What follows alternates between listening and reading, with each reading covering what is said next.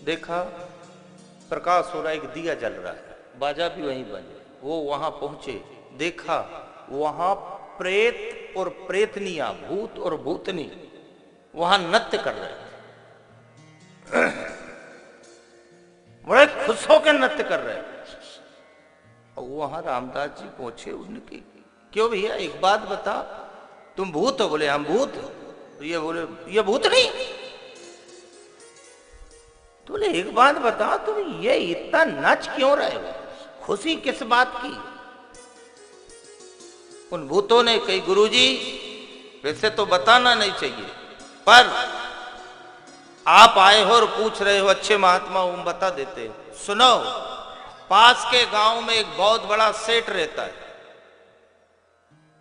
उसका एक बेटा है, और वो बेटा 2 दिन बाद मृत्यु को प्राप्त हो जाएगा।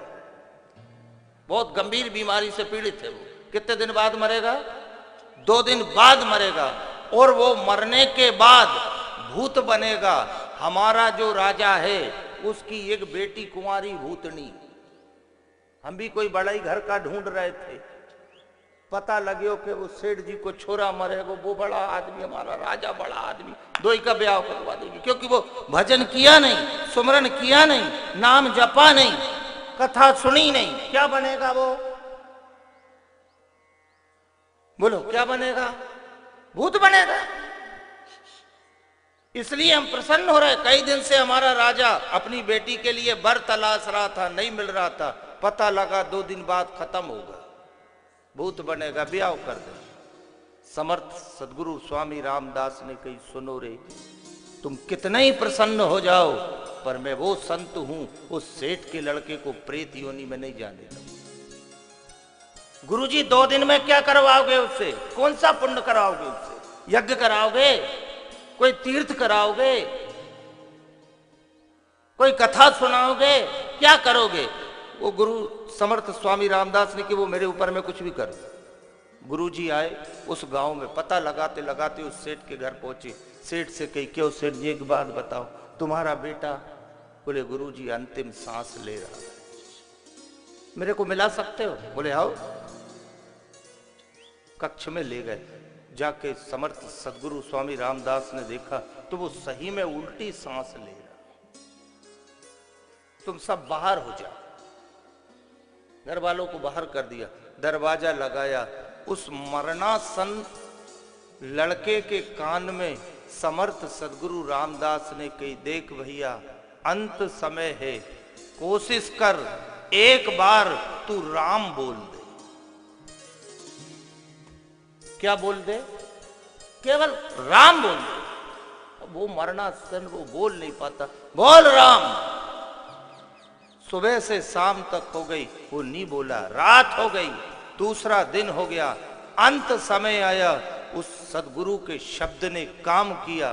वो जैसे ही उसके कान में राम पड़ा, उसने अंत समय में राम कहा, प्राण निकल गए। वो प्रेत योनि में नहीं, उस एक राम के कहने से वो सीधा वैकुंठ में गया।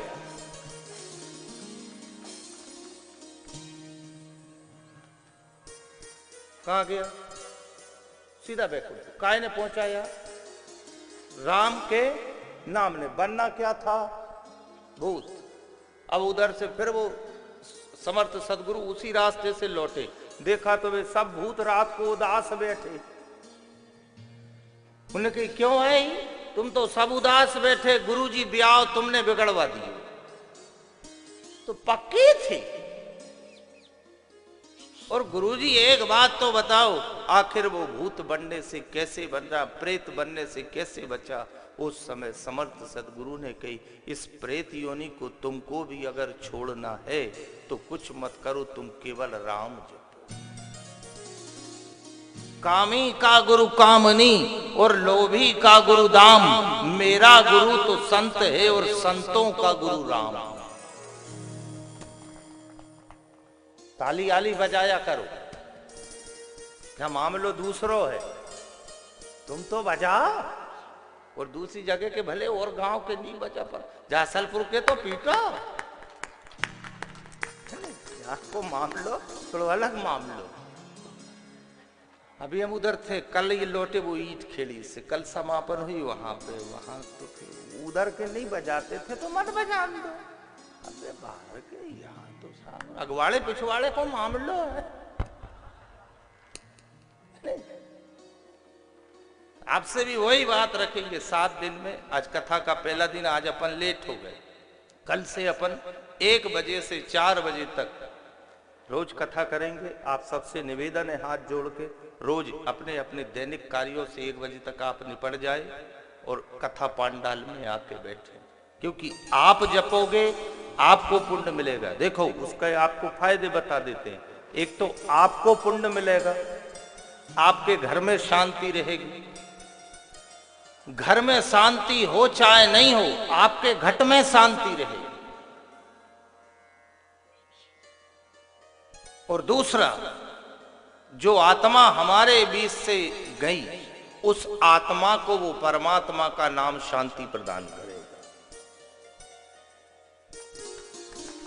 आपने कभी विचार किया शंकर जी राम राम क्यों जप रहे?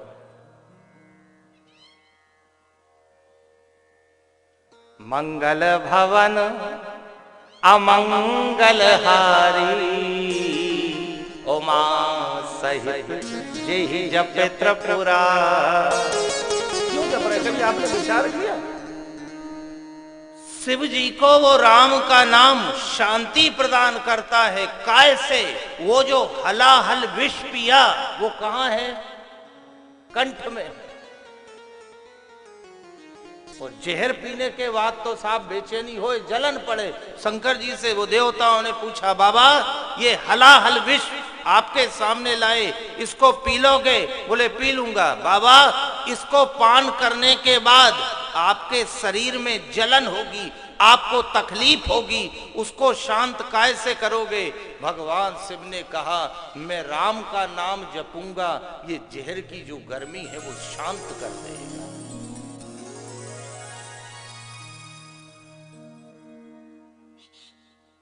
इसलिए जिनके घर में ज्यादा जलन हो, वो जल तो सब ही रहे,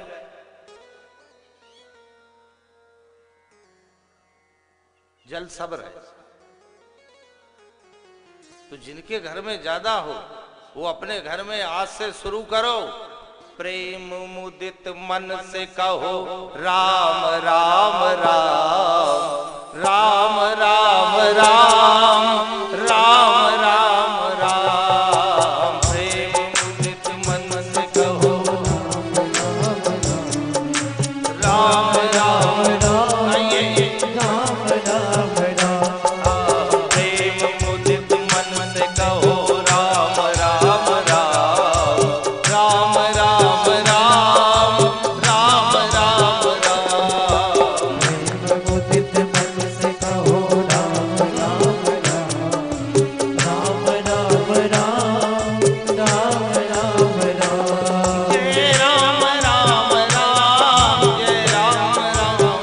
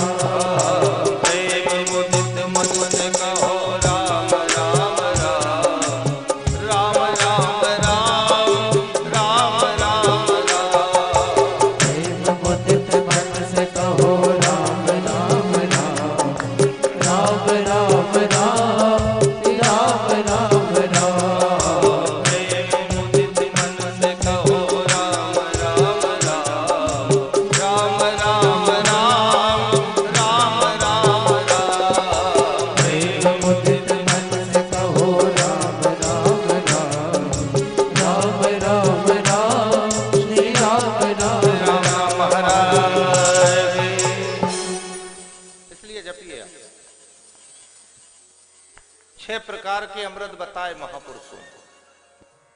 कितने? 6 अमृत। नंबर 1 चरणामृत। कथा में वो दही बटे अपन का बोले उससे, बोलो जोर से, बोलते हो?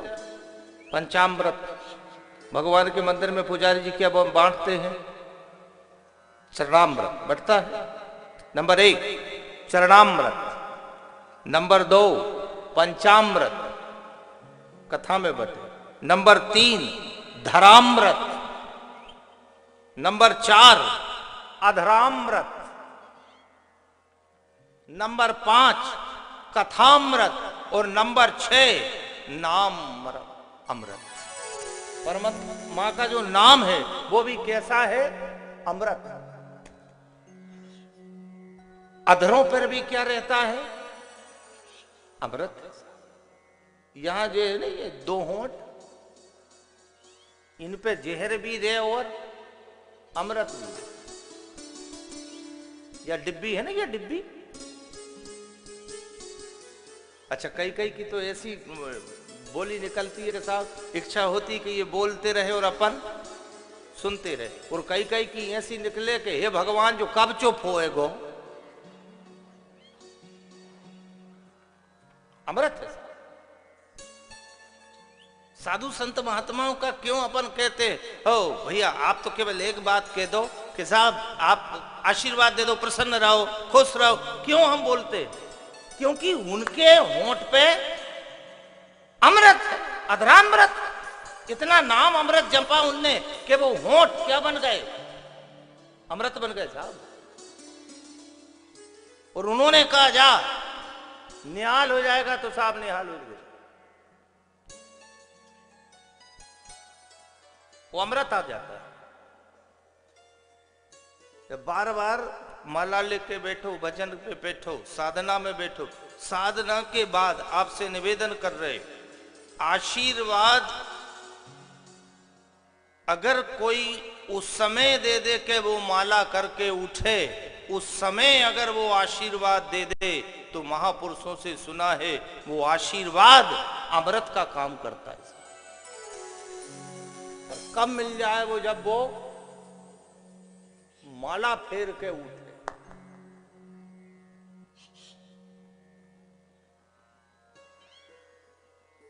द्रौपदी को भगवान श्री कृष्ण महात्मा भीष्म के कक्ष में ले गए थे। कथा सुनी है आपने? क्या कर रहे थे वो? 3 बजे रात से माला कर रहे थे, भीष्म भजन कर रहे थे, और भगवान ने उस द्रौपदी से कही कि द्रौपदी भीष्म की प्रतिज्ञा है